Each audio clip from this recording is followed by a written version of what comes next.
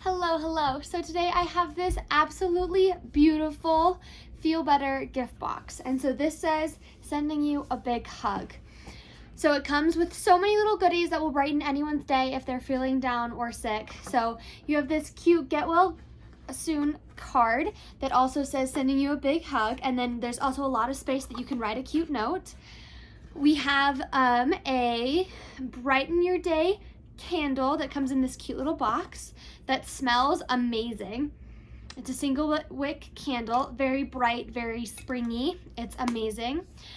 Then we have the cutest fluffy socks. Who doesn't want their feet to be nice and cozy when they're trying to get better, with this embroidered little gold heart, which is so cute. These are so soft and comfy. Anyone would love these. We have, I think this is one of my favorite parts, a little bell. And that way you can call for your family or friends downstairs if you need something like a drink, which I think is so cute.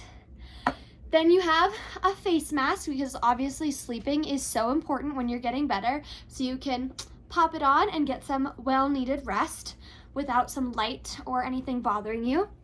And then this adorable little cup that does come with a straw, which is amazing, and says life is tough, but so are you.